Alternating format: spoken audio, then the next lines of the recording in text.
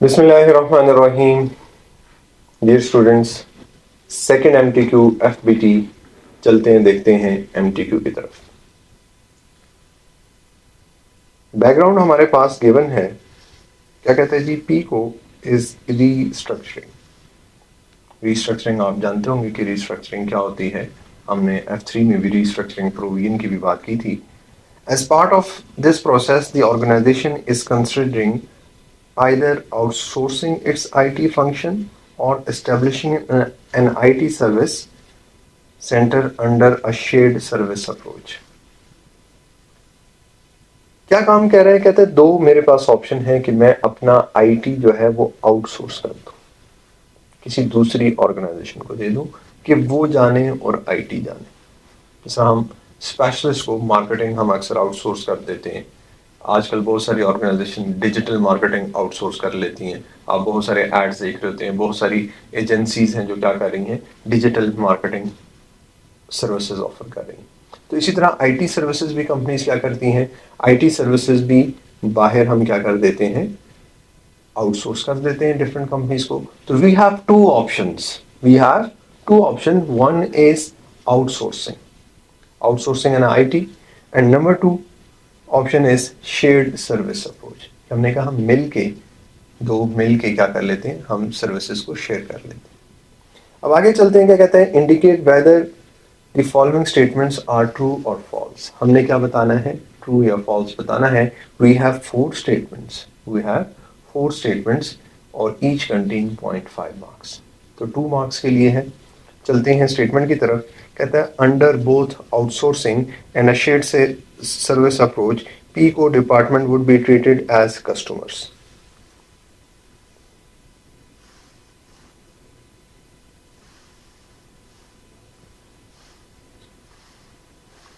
हमारे पास क्या है, true false. Under both outsourcing and share service approach PICO department would be treated as customer. Answer is false. लेकिन जब हम आउटसोर्स करेंगे तब हम उसका कस्टमर बनेंगे।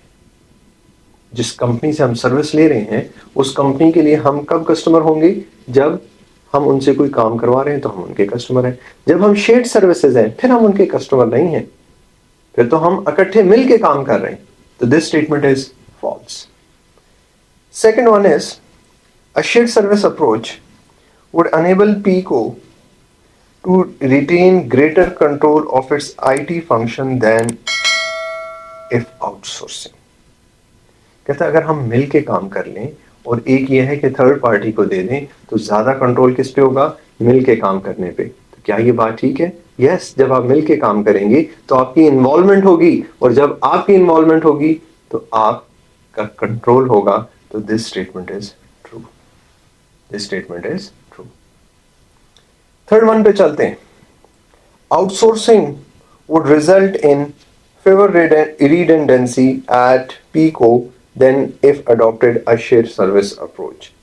कहता है जब आप क्या करेंगे, आउटसोर्स करेंगे तो आपके पास रिडेंडेंसीज कम होंगी, मतलब लोग आपने जो निकालने हैं आपको छोड़ के जाएंगे, वो कम लोग छोड़ के जाएंगे। तो आंसर है फॉल्स। जब हम काम बाहर से कराएंगे तो अपने एम्प्लॉयज को रिडेंडेंट कर देंगे, तो हमारी रिडेंडेंसी जो है वो क्या हो जाएगी, ज्यादा हो जाएगी, कम नहीं होगी।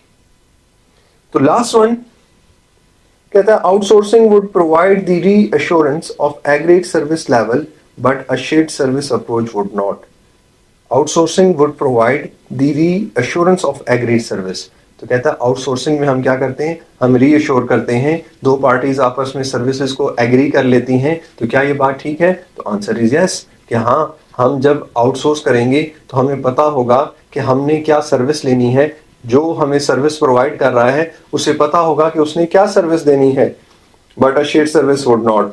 तो this statement is again a true statement. जब हम शेयर कर रहे होंगे तब हमने चीजें हम कह रहे हैं ठीक है मिल के चलेंगे, बट जब हम आउटसोर्स कर रहे होंगे तो हम दो पार्टीज आपस में क्या कर रही हैं, एग्री कर रही हैं। तो उम्मीद है कि ये आपको फर्स्ट पार्ट समझ आ गया होगा। तो चलते हैं नेक्स्ट टास्क 2 की तरफ। टास्क 2 क्या कहता है, पी को senior management have rejected outsourcing option. उसने कहा आउटसोर्स नहीं कर रहे। and now considering either retaining the existing decentralized IT system structure or establishing an IT service under a shared service approach. कहता है एक ऑप्शन हमने एलिमिनेट कर दी, वो कौन सी ऑप्शन थी? आउटसोर्स करने की। अब कहता है दो ऑप्शंस रह गई कि मैं रिटेन रखूं। नंबर वन क्या है कि मैं जो आईटी सिस्टम अपना डिसेंट्रलाइज सिस्टम है उसी सिस्टम के तहत चलूं या शेयर बेस पे चला जाऊं, शेयर सर्विसेज के ऊपर चला जाऊं।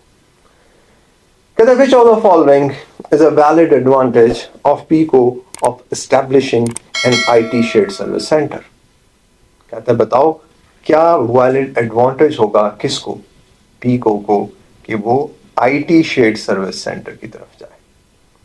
A shared service center will result in standardization of processes and provide consistency across the company. Yes, जब हम शेयर्ड सर्विस होगी तो हम चीजें एग्री करेंगे, हम एक स्टैंडर्ड एक मैकेनिज्म बनाएंगे कि किस तरह से हमने काम करना है और हर जगह एक ही जैसा काम होगा। तो दिस स्टेटमेंट इज ट्रू। आगे भी चलते हैं, शायद इससे बेहतर कोई स्टेटमेंट हमें नजर आ जाए कि देखें एफबीटी में आपने पूरी स्टेटमेंट जरूर पढ़नी है, उससे हो सकता है कि बेस्ट वन को हमेशा हम सेलेक्ट करेंगे। तो नेक्स्ट देखते हैं क्या कहता है। अ shared service centre approach will increase the IT skills possessed by PICO as IT staff will expand their skills through performing a wide range of tasks. A shared service center will provide greater flexibility at different locations. A shared service center will provide more opportunities for IT staff to be promoted, improving staff morale. तो 4 हमारे पास option थी और उसमें कहा जा रहा था कि बताओ आईटी शेयर्ड सर्विस सेंटर की क्या एडवांटेज हैं, क्या चीज़ होनी चाहिए।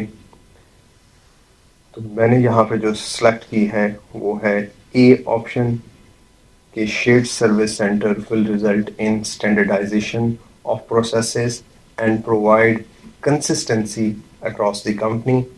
ठीक है, कहता है शेयर्ड सर्विस अप्रोच से आईटी स्किल्स इम्प्रूव होंगी,